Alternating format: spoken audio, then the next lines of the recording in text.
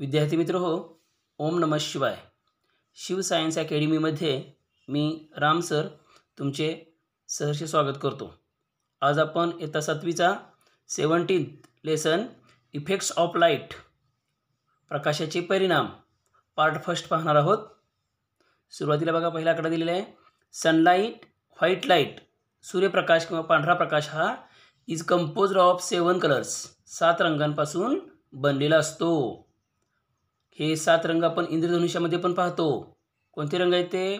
Red, orange, yellow, green, blue, Indigo, violet. हे रंग या क्रमानं असतात. पुढं इन बीम्स ऑफ हेडलॅम्प्स, गाड्यांचे जे हेडलॅम्प्स असतात, गाड्यांचा जो प्रकाश असतो, we see tiny dust particles floating. त्या प्रकाशामध्ये आपल्याला टायनी डस्ट पार्टिकल्स म्हणजेच अतिशय सूक्ष्म असे धुळीकण, डस्ट पार्टिकल्स धुळीकण फ्लोटिंग तरंगताना दिसतात. That is why we see beam of light. आणि त्यामुळंच आपल्याला प्रकाशझोत, ह्या डस्ट पार्टिकल्समुळेच आपल्याला प्रकाशझोत काय होतं? दिसून येतो. In plain water we do not see laser. आता तुम्हाला पुस्तकामध्ये कृती दिली आहे, ज्यामध्ये चंचुपात्र घेऊन त्यामध्ये स्वच्छ पाणी घेतलं आणि त्यामध्ये लेझर पाडून पाहिला, तर काय होतं? In plain water we do not see laser beam. तो लेझर बीमचा प्रकाश आहे तो आपल्याला क्लिअर वॉटरमध्ये किंवा प्लेन वॉटरमध्ये दिसत नाही. But in turbid water we see laser beam because of light rays hit tiny particles of milk. पण त्याच स्वच्छ पाण्यामध्ये जर आपण काही दुधाचे थेंब टाकले आणि नंतर ते पाणी व्यवस्थित ढवळून त्यामध्ये जर लेझर बीम पाडला किंवा लेझरचा प्रकाश पाडला, तर मात्र तो आपल्याला दिसतो. याचं कारण आहे त्या टायनी पार्टिकल्स, दुधाच्या लहान लहान कणांच्या वरून काय होतो? तो प्रकाश परावर्तित होऊन आपल्या डोळ्यापर्यंत पोहोचतो. पुढं पहा. Sunlight falls on dust and other air particles and reflected everywhere. काय होतं? सूर्यप्रकाश हा हवेतल्या डस्ट पार्टिकल्सवर आणि त्याचबरोबर एअर पार्टिकल्सवर, हवेतले धुलीकण आणि हवेचे कण जे खूपच टायनी, खूपच सूक्ष्म असतात, त्यांच्यावर पडतो. अँड रिफ्लेक्टेड एव्हरीवेअर, आणि तो सर्वत्र पसरतो, त्याचं परावर्तन होतं सर्व बाजूंना. Making surrounding brighter. त्यामुळे जे आजूबाजूचं सराउंडिंग असतं, जे वातावरण ॲटमॉस्फिअर आहे, ते काय होतं? ब्रायटर्ड, ते उजळून निघतं. ऑर व्हिजिबल, दिसायला लागतं. This is scattering of light. यालाच काय म्हणतात? स्कॅटरिंग ऑफ लाईट, प्रकाशाचे विकिरण. ही स्कॅटरिंग ऑफ लाईटची डेफिनेशन आहे. पहा पुढं.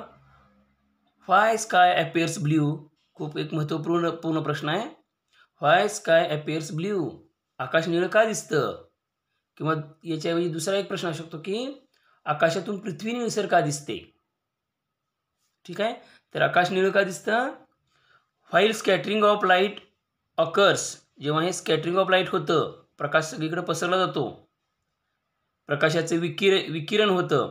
Blue colour is scattered most. त्या प्रकाशामधला ब्ल्यू कलर जो आहे, निळा रंग, तो काय होतं? त्याचं सर्वात जास्त स्कॅटरिंग होतं, तो सर्वात जास्त विकिरण होतं त्याचं, तो सर्वात जास्त पसरतो.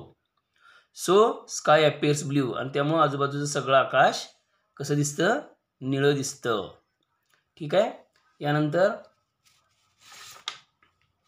पुढचा एक महत्त्वपूर्ण प्रश्न आहे. Why sun appears red while sunrise and sunset.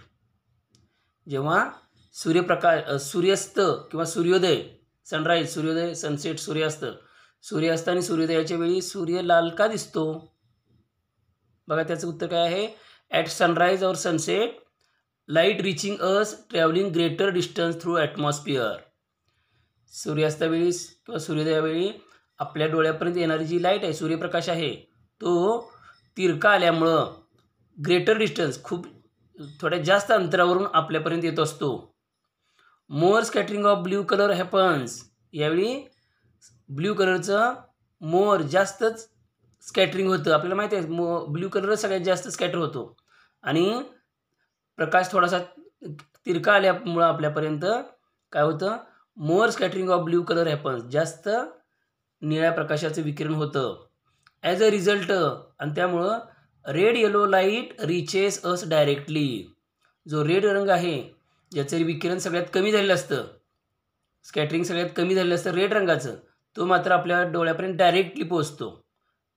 त्यामुळं अँड सन ॲपियर्स रेड, आणि त्यामुळं आपल्याला सूर्य हा काय दिसतो, लाल दिसतो. ब्ल्यू कलरचं जास्त स्कॅटरिंग झाल्यामुळं रेड कलर डायरेक्ट आपल्या डोळ्यापर्यंत पोहोचतो, आणि त्यामुळं सन आपल्याला रेड दिसतो. ठीक आहे. पुढे या दोन आकृत्या पाहिलेल्या यांचं आपल्याला ऑब्झर्वेशन करायचं आहे. मुद्द्याचं नाव आहे शॅडो ऑब्टेन्ड फ्रॉम, म्हणजे सावली, छाया, सावली निर्माण होते कशामुळं, अ पॉईंट सोर्स. हा पहिल्या आकृतीमध्ये आहे तो पॉईंट सोर्स आहे, अँड एक्सटेंडेड सोर्स, आणि दुसऱ्या आकृतीमध्ये एक्सटेंडेड सोर्स आहे. बघा पहिल्या आकृतीमध्ये कॅन्डल घेतलेले आहे, आणि कॅन्डलच्या पुढं इथे काय ठेवलेलं आहे, पुठ्ठा कार्डबोर्ड ठेवलेला आहे, आणि त्याला एक छोटंसं छिद्र केलेलं आहे. कॅन्डलचा प्रकाश दुसऱ्या बाजूला या छिद्रातूनच बाहेर पडतोय. या प्रकाशामध्ये बॉल धरला तर हा बॉलची काय झालेली आहे, शॅडो पुढच्या या पुठ्ठ्यावर पडलेली आहे. दुसऱ्या आकृतीमध्ये कॅन्डलच्या ऐवजी टॉर्च घेतली, कॅन्डल घेतली तरी चालते, परंतु हा पुठ्ठा वापरायचा नाही. दुसऱ्यामध्ये डायरेक्ट कॅन्डल घेतली किंवा टॉर्च घेतलं, आणि त्याच्या प्रकाशामध्ये काय घेतलेला, हा बॉल PQ घेतलेला आहे, त्याची पण इथं काय झालेली आहे, सावली पडलेली आहे. पण दोन सावल्यांच्यामध्ये फरक आहे.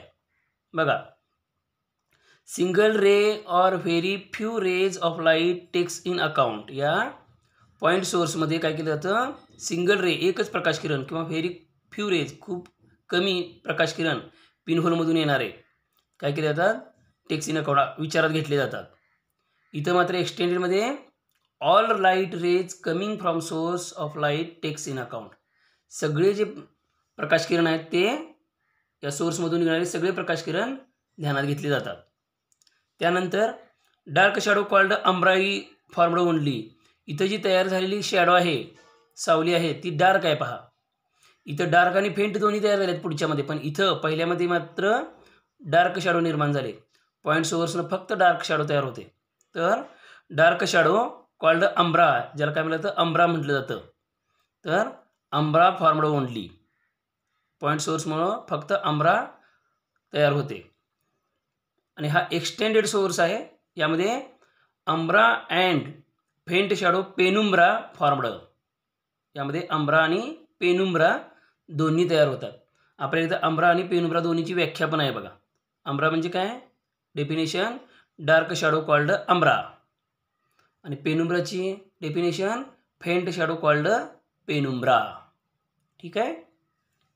तर पॉईंट सोर्समुळं अम्ब्रा तयार होते, आणि एक्सटेंडेड सोर्समुळं अम्ब्रा आणि पेनुम्ब्रा दोन्ही प्रकारचे शॅडो तयार होतात. पुढं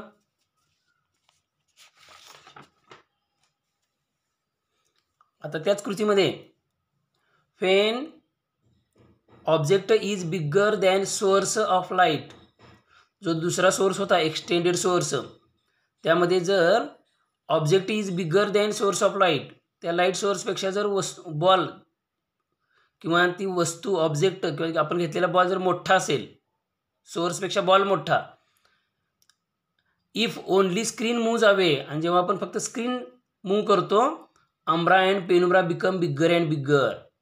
आपल्याला तिसरी आकृती दाखवली पहा तिथं. तर अम्ब्रा आणि पेनुम्ब्रा दोन्ही मोठ्या मोठ्या होत जातात, बिग्गर बिग्गर. अम्ब्रा पण मोठा होत जातो आणि पेनुम्ब्रा पण मोठा, म्हणजे गडद छाया आणि फेंट छाया दोन्ही पण मोठ्या मोठ्या होत जातात. व्हेन ऑब्जेक्ट इज स्मॉलर, आणि जेव्हा ऑब्जेक्ट स्मॉलर असतो, बिग्गर असल्यावर काय होतं ते पाहिलं, तर स्मॉलर असेल तर चेंडू लहान असेल आणि सोर्स ऑफ लाईट मोठा असेल, तर इफ स्क्रीन मूव्ज, जेव्हा स्क्रीन हलवली जाते, अम्ब्रा बिकम स्मॉलर स्मॉलर, तिथं मात्र फक्त अम्ब्रा लहान लहान होत जाते.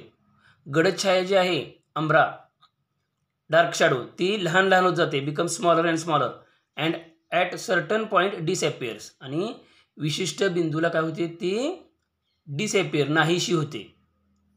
तर इथंपर्यंत आपण पार्ट 1 कंप्लीट करणार आहोत. तुम्ही या नोट्स व्यवस्थित लिहून घ्यायचे आहेत, आणि या धड्याचं वारंवार वाचन करायचं, म्हणजे हा धडा तुम्हाला व्यवस्थित समजेल. हा व्हिडिओ जर आवडला असेल तर तुम्ही व्हिडिओ खालचं सबस्क्राईब बटन दाबा. त्याचबरोबर व्हिडिओ उपयोगी वाटत असेल तर तुम्ही Google पे करू शकता. आजच्यासाठी राम राम.